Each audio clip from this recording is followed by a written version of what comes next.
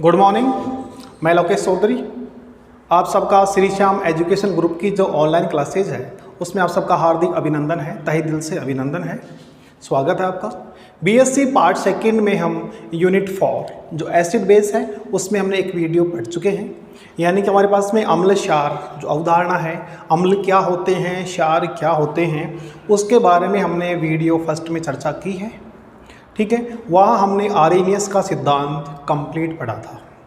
Arrhenius सिद्धांत ने क्या बताया? वह सामान्यतः हम जानते हैं अम्ल क्या होता है। साधारण भाषा में बात करें, वे पदार्थ जो स्वाद में खट्टे होते हैं अम्ल कहलाते हैं। लेकिन हम हर चीज़ को टेस्ट करके उसका परीक्षण नहीं कर सकते, क्योंकि कई चीज़ें क्या होती हैं, जहरीली विषैली होती हैं, तो उनका परीक्षण हम चख कर नहीं कर सकते हैं। वो सामान्य बोलचाल में है, जिनका स्वाद खट्टा होता है अम्ल होते हैं, जिनका स्वाद कड़वा होता है वो क्षार होता है, जिनका पीएच 7 से कम होता है वो अम्ल होता है, जिनका पीएच 7 से ज़्यादा होता है वो क्षार होता है। फिर आर्हेनियस ने अपनी एक अवधारणा प्रस्तुत की थी। आर्हेनियस ने क्या बताया था कि वे पदार्थ जो जलीय विलयन में H+ आयन देते हैं अम्ल कहलाते हैं, वे पदार्थ जो OH- आयन देते हैं क्षार कहलाते हैं। लेकिन ये सिद्धांत काफ़ी सार्थक नहीं हुआ, क्योंकि बहुत से परमाणु ऐसे हैं जो ऑक्साइड से बने होते हैं। SO2 है, SiO2 है, CO2 है, SO2 SO3 है। उनमें आपके पास में कहीं भी ऐसा नज़र नहीं आ रहा कि जहाँ H+ ion OH- ion H+ ion OH- ion जहाँ पे निष्कासित हो सके। ठीक है, और एक कमी उसने ये बता दी कि इसके लिए उसने विलायक के रूप में जल ही लिया, यानी हम और भी विलायक काम में ले सकते हैं। ठीक है, उसके बाद में जो आर्हेनियस की सिद्धांत की जो भी कमियां थी, उन कमियों को दूर करने के लिए फिर कौन आया? आर्हेनियस। वो आर्हेनियस की कमी दूर करने के लिए ब्रॉन्स्टेड-लोरी आया। ठीक है, ब्रॉन्स्टेड-लोरी ने बताया, उसने H+ और OH की जगह उसने प्रोटॉन शब्द काम में लिया। उसने कहा काम में लिया प्रोटॉन, यानी कि वे पदार्थ या स्पीशीज जो प्रोटॉन त्यागते हैं। प्रोटॉन त्यागते हैं। प्रोटॉन कैसा होता है? धनावेशित होता है, यानी H+। प्रोटॉन त्यागते हैं अम्ल कहलाते हैं। वे पदार्थ जो प्रोटॉन को ग्रहण करते हैं वो कहलाते हैं क्षार। जो प्रोटॉन लेने वाले हैं वो क्षार हैं, देने वाला अम्ल है। ठीक है, उसी के साथ में उसने बताया था सहयुग्मी अम्ल और सहयुग्मी क्षार बताया। कोई भी आपके पास में अम्ल है वो प्रोटॉन त्याग देता है। प्रोटॉन त्यागने के बाद में जो स्पीशीज बचती है उसे कहते हैं सहयुग्मी क्षार। जिसने प्रोटॉन ग्रहण किया है वो बन जाता है सहयुग्मी अम्ल। वो क्या बनता है? सहयुग्मी अम्ल बनता है। ठीक है, इसी के अकॉर्डिंग हम चलते हैं आगे। इसमें आगे था एक वर्ड आता है सवतय आयनीकरण। सवतय आयनीकरण, और सवतय आयनीकरण का मतलब ये है वो स्वयं ही आयनों में टूटे। HCl है, HCl को आप पानी में डालेंगे तो ही वो H+Cl- आयनों का परीक्षण देता है। लेकिन आपके पास में जल है, जल का अणु क्या होता है? H2O होता है। आपके पास में जल है, जल में आपके पास में एक अणु प्रोटॉन त्यागता है, दूसरा अणु प्रोटॉन को ग्रहण करता है। यानी कि वहाँ पे जो अभिक्रिया हो रही है वो क्या हो रही है? सवतय हो रही है। ठीक है, वह अभिक्रिया जिसमें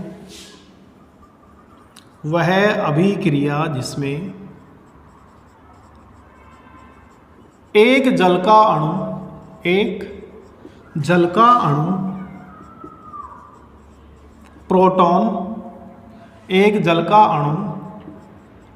प्रोटॉन त्यागता है तथा दूसरा जल का अणु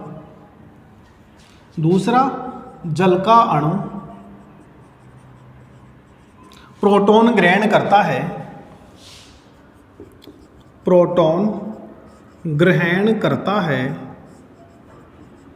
प्रोटॉन ग्रहण करता है। एक अणु प्रोटॉन त्याग रहा है, दूसरा अणु प्रोटॉन ग्रहण कर रहा है। तो इस अभिक्रिया को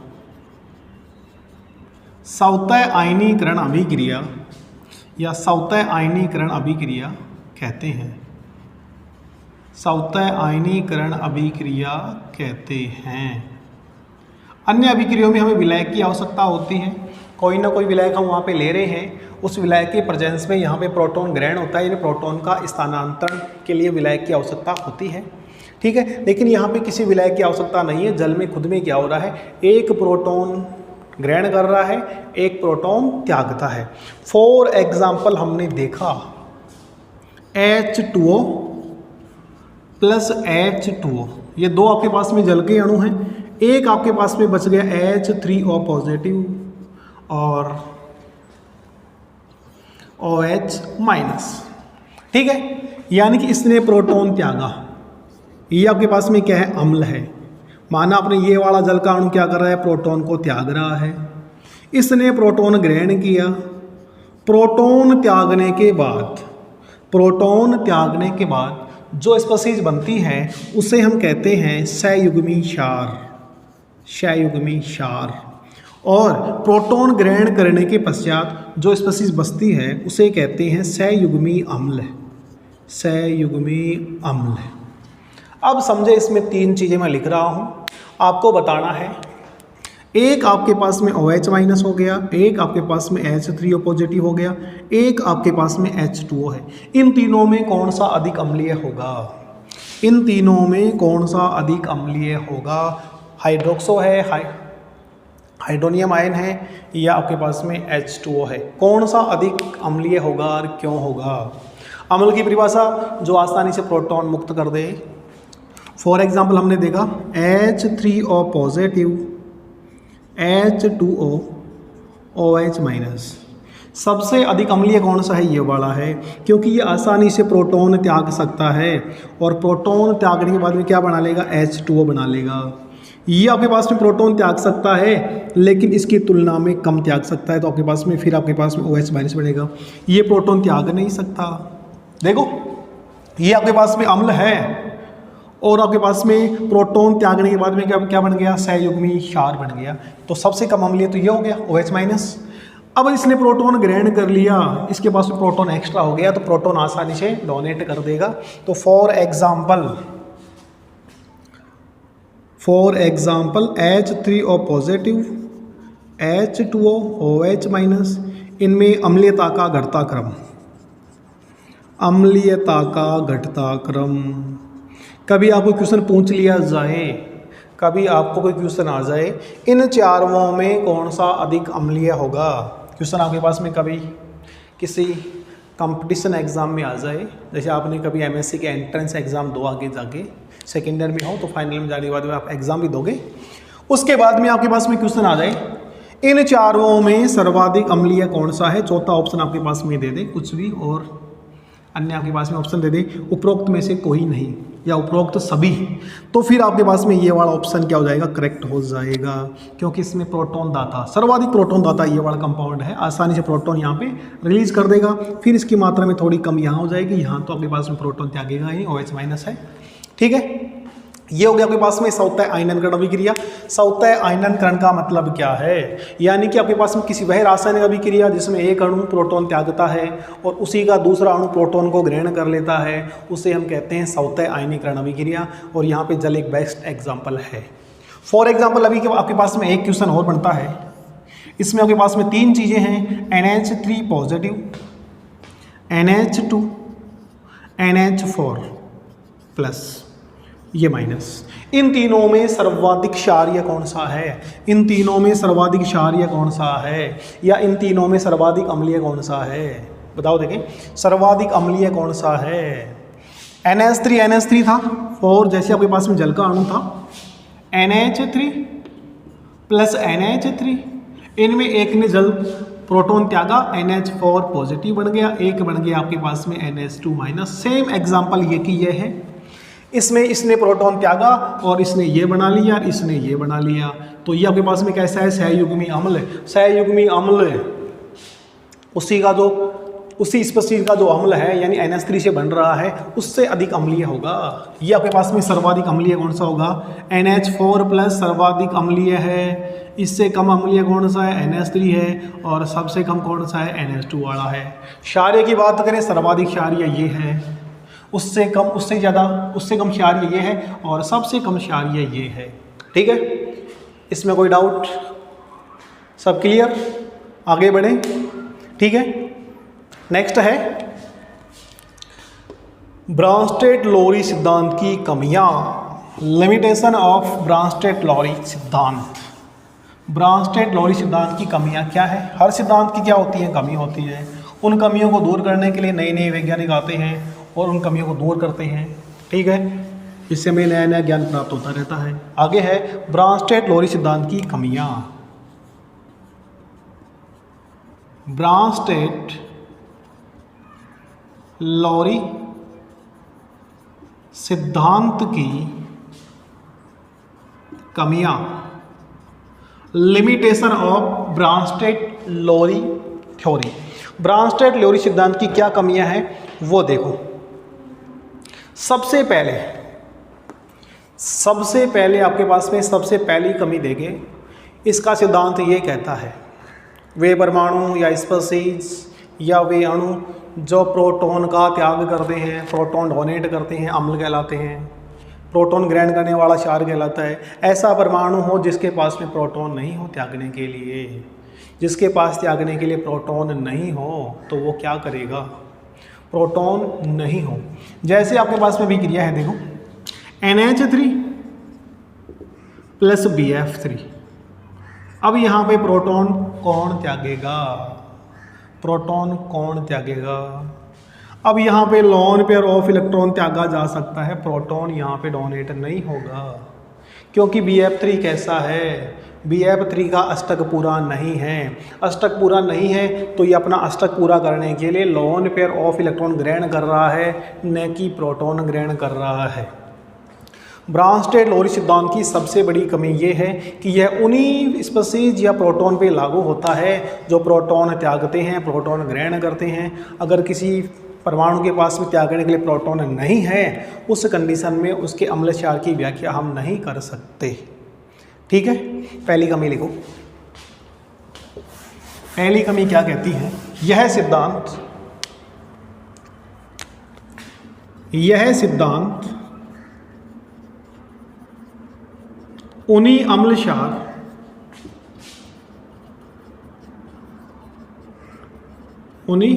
यह सिद्धांत उन्हीं अम्ल क्षारों का, अम्ल या क्षारों का विभेदीकरण करने में सहायक होता है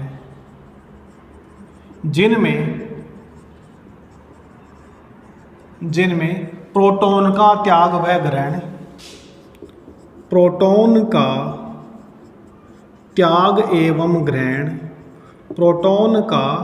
त्याग एवं ग्रहण हो सकता है या संभव हो। यानी जो प्रोटॉन ग्रहण कर सकता है या प्रोटॉन त्याग सकता है, वहीं पे ये आपके पास में रिएक्शन होती है। जहाँ पे आपके पास में ब्रांस्टेड-लोरी प्रोटॉन त्यागने की वजह ही नहीं है, प्रोटॉन त्याग ही नहीं सकता, तो वो अम्ल क्षार की व्याख्या नहीं कर सकता ब्रांस्टेड-लोरी सिद्धांत। ठीक है, यह सिद्धांत उन्हीं अम्ल क्षारों का विभेदीकरण कर सकता है या करने में सहायक होता है जिन्हें प्रोटॉन का त्याग एवं ग्रहण हो सकता है। ठीक है, फॉर एग्जाम्पल, जैसे हमारे पास में एग्जाम्पल है BF3 और NH3, इनमें रिएक्शन होती है कैसे? देखो NH3 BF3 और ये रिएक्शन इस प्रकार कंप्लीट होती है। यहाँ पे प्रोटॉन का स्थानांतरण न होगे, लोन पेयर ऑफ इलेक्ट्रॉन का स्थानांतरण होता है। ठीक है, दूसरी कमी हम देखें। पहली कमी होगी कि यानी ये उन्हीं के अम्ल क्षारों का विभेद कर सकता है जिनमें प्रोटॉन प्रेजेंट हो, प्रोटॉन ग्रहण करने की स्थिति हो, प्रोटॉन त्यागने की स्थिति हो। अगर आपके पास में ऐसी कंडीशन हो जहाँ पे प्रोटॉन ग्रहण नहीं हो सकता, प्रोटॉन का त्याग नहीं हो सकता, वहाँ पे सिद्धांत क्या है? फेल है।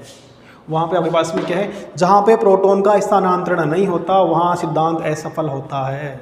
ठीक है, और यही इसकी असफलता का मुख्य कारण है। इसको आप नोट करो।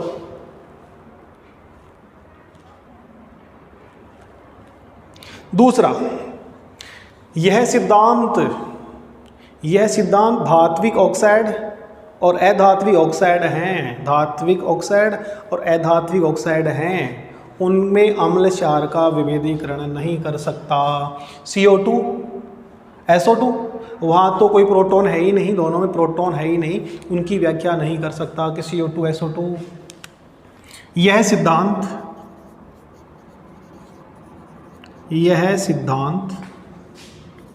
धात्विक ऑक्साइड या अधात्विक ऑक्साइडों की अम्लता या क्षारीयता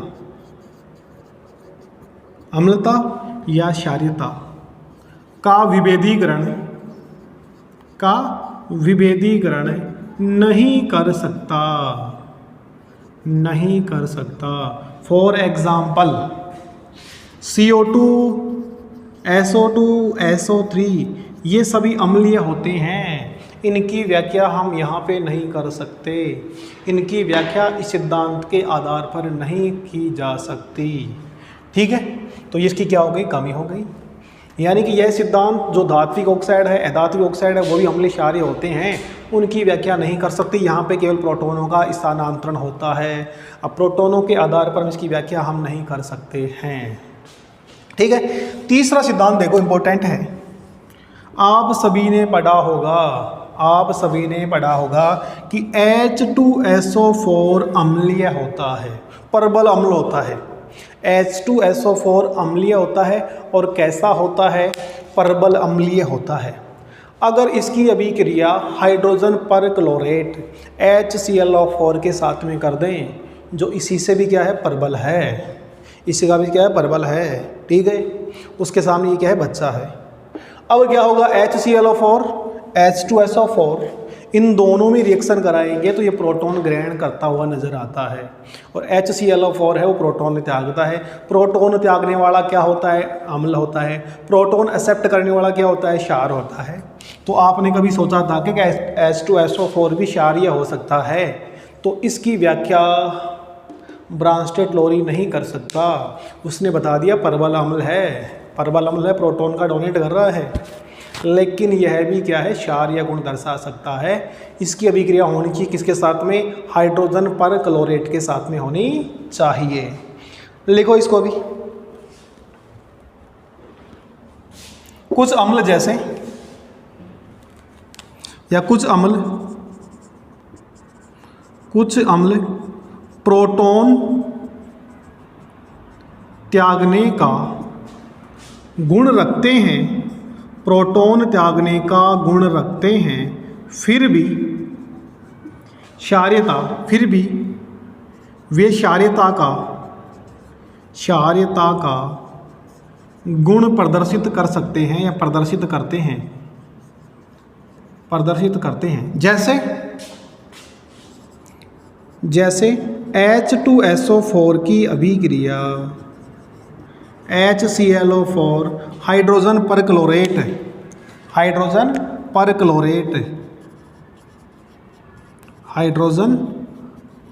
क्लोरेट के साथ की जाती है तो H2SO4 स्पीशीज प्रोटॉन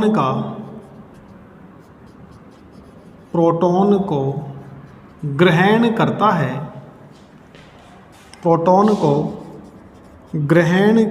है और क्षारीयता प्रदर्शित करता है। जैसे आपके पास में HClO4 और H2SO4, ठीक है, ClO4 नेगेटिव और H3SO4 माइनस। कैसे होता है, आपके पास में S डबल बॉन्ड O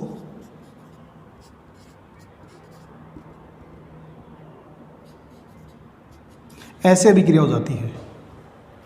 ठीक है, इस अभिक्रिया की व्याख्या ब्रांस्टेड-लोरी सिद्धांत नहीं कर सकता। इन तीनों कमियों को आप नोट करो, फिर हम आगे बढ़ते हैं लुईस की तरफ। इसके बाद में हम बढ़ेंगे लुईस की तरफ।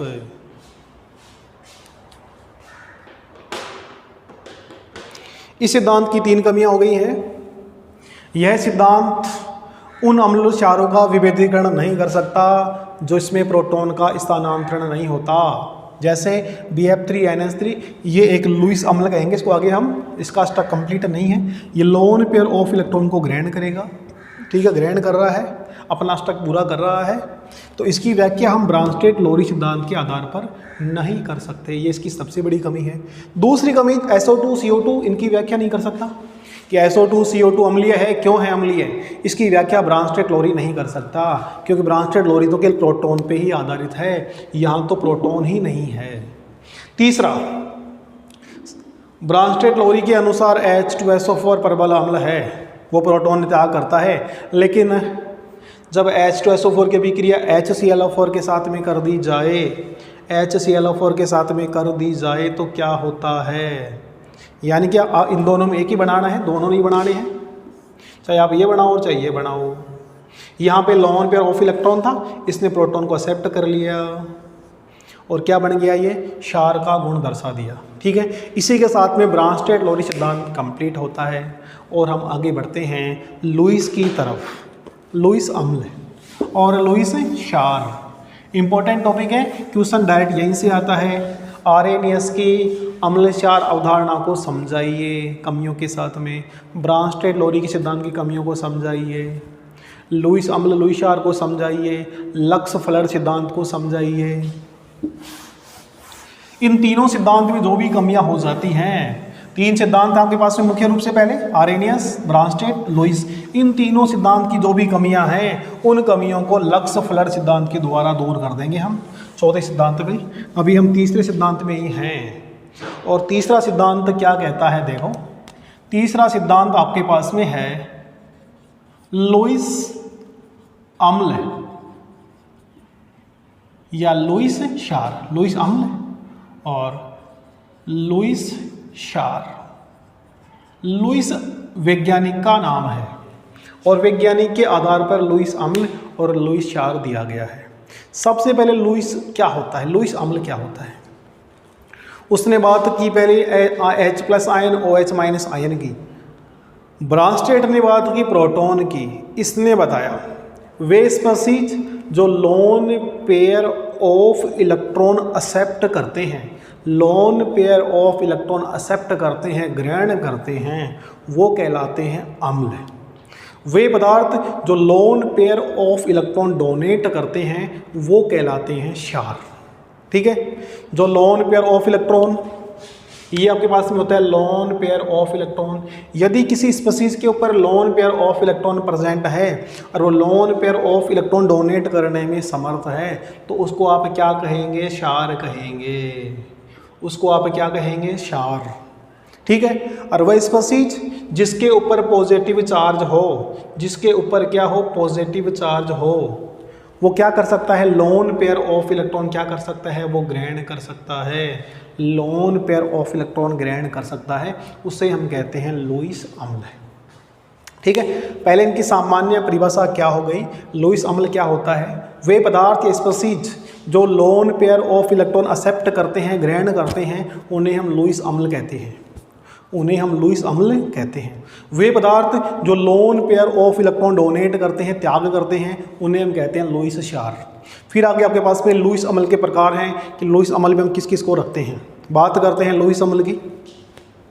लुईस अम्ल में सबसे पहले हैं सभी धनावेशित स्पीशीज, जितनी भी धनावेशित स्पीशीज हैं जहाँ पे भी आपको पॉजिटिव चार्ज नज़र आता है किसी अपवाद को छोड़कर, अपवाद को छोड़कर जहाँ भी पॉजिटिव चार्ज नज़र आता है, प्लस का चिन्ह ऊपर नज़र आता है, ठीक है, चाहे वो धातु हो और चाहे अधातु हो, अगर प्लस का चिन्ह वहाँ पे नज़र आ जाए तो मतलब लुईस अम्ल कह देंगे उसको हम। जहाँ भी पॉजिटिव चार्ज प्रेजेंट होता है उसे कहते हैं लुईस अम्ल, और जहाँ भी नेगेटिव चार्ज प्रेजेंट होता है उसे हम कहते हैं लुईस क्षार, ठीक है। दूसरा है जिसका अष्टक पूर्ण नहीं हो, जिनका बाह्यतम कोश का जो अष्टक है वो पूर्ण नहीं होता है, या अष्टक न्यून यौगिक कह दो, अष्टक न्यून यौगिक या जिनका अष्टक कंप्लीट नहीं होता है, या वे परमाणु या यौगिक जिनके सेंट्रल मेटल आयन के पास में 8 इलेक्ट्रॉन कंप्लीट नहीं है, जो 2 इलेक्ट्रॉन लेने की स्थिति में बैठा है कि कोई आए उसको 2 इलेक्ट्रॉन दे दे, कोई भी आए और उसे 2 इलेक्ट्रॉन दे दे, डोनेट कर दे, उसे हम कहते हैं लुईस अम्ल। जैसे आपके पास AlCl3 BF3, अपन बोरोन की बात करें, देखो ये आपके पास में बोरोन परमाणु है। बोरोन परमाणु के बाह्यतम कोश में 3 इलेक्ट्रॉन होते हैं। बोरोन परमाणु के बाह्यतम कोश में 3 इलेक्ट्रॉन हैं। अब हमने फ्लोरीन ले लिया, ये आपके पास में फ्लोरीन है। फ्लोरीन के बाह्यतम कोश में 7 इलेक्ट्रॉन होते हैं। कितने होते हैं? 7 होते हैं। इसको भी अपना अष्टक पूरा करना है, इसको भी अपना अष्टक पूरा करना है, ठीक है। लेकिन आपके पास में इसके पास में तो 6 इलेक्ट्रॉन होंगे।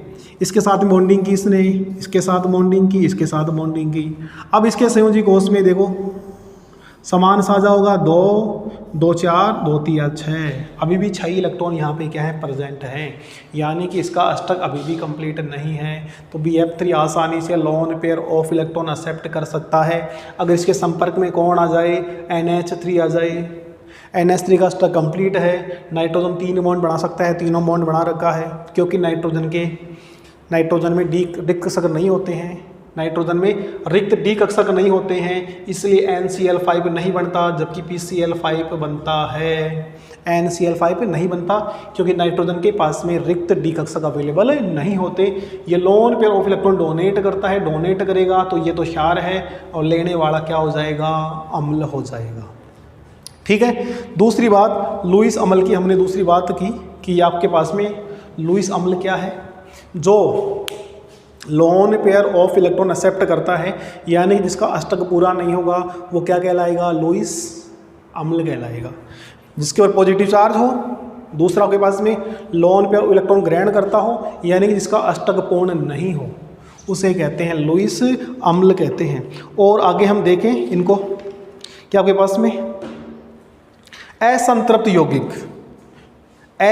यौगिक है, ठीक है। असंतृप्त यौगिक होते हैं, वो भी lone pair of electron accept करते हैं। Lone pair of electron accept करें उस कंडीशन में वो क्या कहलाएंगे? लुईस अम्ल कहलाएंगे, ठीक है। अब आगे नेक्स्ट वीडियो में इसे डिटेल से कौन कौन से एग्जाम्पल इसमें आ सकते हैं, उनका डिटेल से अध्ययन हम नेक्स्ट वीडियो में करते हैं। लुईस का कंप्लीट अध्ययन